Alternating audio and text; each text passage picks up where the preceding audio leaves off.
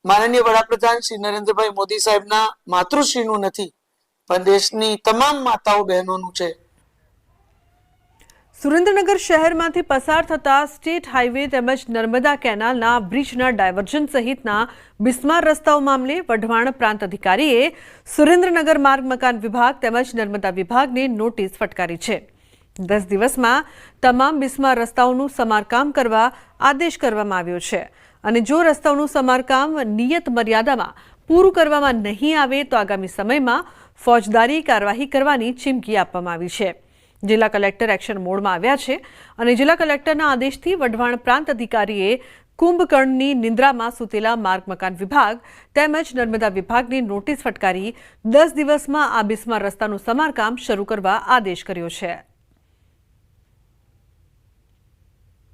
તો આજે 5 દિવસ થઈ ગયા, એક પણ રોડ ને રિપેરિંગ કરવામાં આવ્યો નથી અને તંત્રએ જે ખરેખર આમને નોટિસ આપી અને ફોજદારી કેસ કરે કાર્યવાહી કરવાનો જે જવાબ તંત્રએ કર્યો છે, છતાં તંત્ર કુંભકર્ણમાં હું તો કોન્ટ્રાક્ટરો કુંભકર્ણમાં હું તો કોઈ રોડ રસ્તા રિપેર થતા નથી. સુરેન્દ્રનગર મહાનગરપાલિકા વિસ્તારમાંથી રાજ્ય સરકાર, કેન્દ્ર સરકાર અને નગર નિગમના નર્મદા નિગમના રસ્તાઓ પસાર થાય છે, જે રસ્તાઓ બિસ્માર હાલતમાં છે, જેના કારણે તંત્ર દ્વારા કલેક્ટરની સૂચનાથી આ ત્રણને નોટિસ આપવામાં આવી કે આ રસ્તા 10 દિવસની અંદર સમા કરવામાં આવે અને કોઈ પણ જાતની કામગીરી કરવામાં આવી નથી. એટલે કે લગભગ એવું ગણી શકાય કે કલેક્ટરની સૂચનાથી અપાયેલી નોટિસ ઘોડીને પી ગયા છે.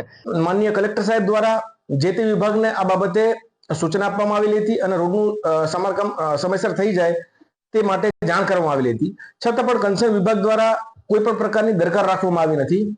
આ બાબતની ગંભીરતા ધ્યાને લઈ માનનીય કલેક્ટર સાહેબની સૂચના દ્વારા અમો પ્રાંત અધિકારી વઢવાણ દ્વારા BNSSની કલમ 152 મુજબ શરતી હુકમ કરવામાં આવેલ છે. અન્ય સમાચાર સુરતથી નકલી વિઝા કૌભાંડનો મામલો. આરોપી પ્રતીક શાહ 4 દિવસના રિમાન્ડ પર. જપ્ત કરાયેલા વિઝાને લઈને કરાશે પૂછપરછ.